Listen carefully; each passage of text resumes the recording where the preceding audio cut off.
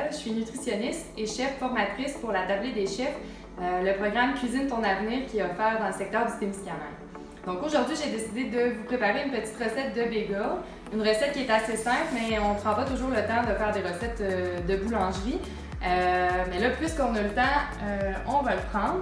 Donc pour les ingrédients, c'est assez simple. On a un mélange de farine de blé entier et de farine blanche, un peu de farine pour le pétrissage, du sel, de l'huile de canola, des graines de sésame pour la garniture.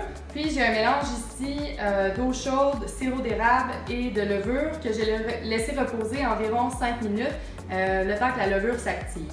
Donc on va mélanger la farine. Donc on se lave bien les mains, on enlève nos bijoux parce qu'il va falloir se salir. On ajoute le sel. On va mélanger ça puis on va se créer un puits, un petit trou au milieu de notre bol dans lequel on va aller mettre le mélange de levure, sirop d'érable et eau avec notre huile. Donc on va mélanger ça comme il faut avec nos mains. Ça pourrait aussi être fait au mélangeur avec un crochet. Faut pas avoir peur d'utiliser la farine de blé entier quand on fait nos recettes. C'est une bonne idée de mélanger un petit peu de farine blanche et de farine de blé entier. De cette façon-là, la texture n'est pas trop changée puis le goût non plus. Il faut faire attention parce que la farine de blé entier, c'est pas une farine qui se conserve tellement bien. Elle va avoir tendance à rancir. Puis ça, c'est à cause des gras qu'il y a dans cette farine-là. On observe ça aussi des fois avec les noix, les graines de sésame justement, puis tout ça. Ça va avoir une odeur pas super agréable, puis c'est sûr que ça goûte aussi. Puis des fois, on associe beaucoup ce goût-là à la farine de blé entier, mais à vrai dire, c'est parce qu'elle est plus bonne. Pour la conserver, soit on en achète des plus petits formats si on n'a pas tendance à en utiliser beaucoup, ou ça peut être intéressant de la mettre au congélateur. Donc là, je me suis mis un petit peu de farine sur ma surface de travail pour éviter que ça colle. Puis en fait, je vais venir pétrir ma boule de pâte. Donc je me fais vraiment comme une boule, puis j'écrase avec la paume de la main. Puis on n'a pas peur de rajouter un peu de farine sur notre surface. On veut éviter que la boule elle soit collante là, autant sur nos mains que sur la surface.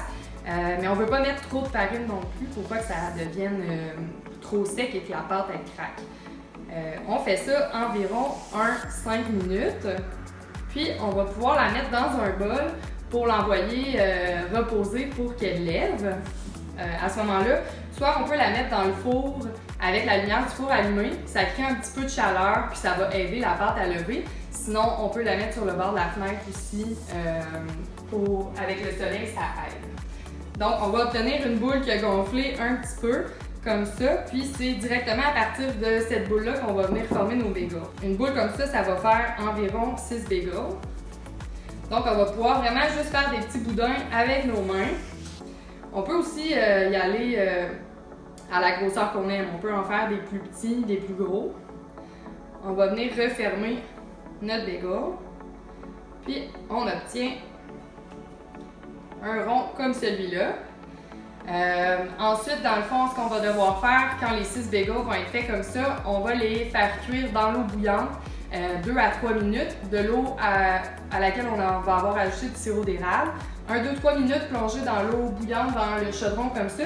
Ensuite, on met nos graines de sésame puis on envoie ça dans le four. Comme résultat final, on va obtenir des beaux bagels comme ça. On peut mettre des graines de sésame, on peut mettre des graines de pavot aussi. Ça fait une super belle mie. On peut les manger frais comme ça ou on peut les mettre au toaster. Donc voilà ma recette!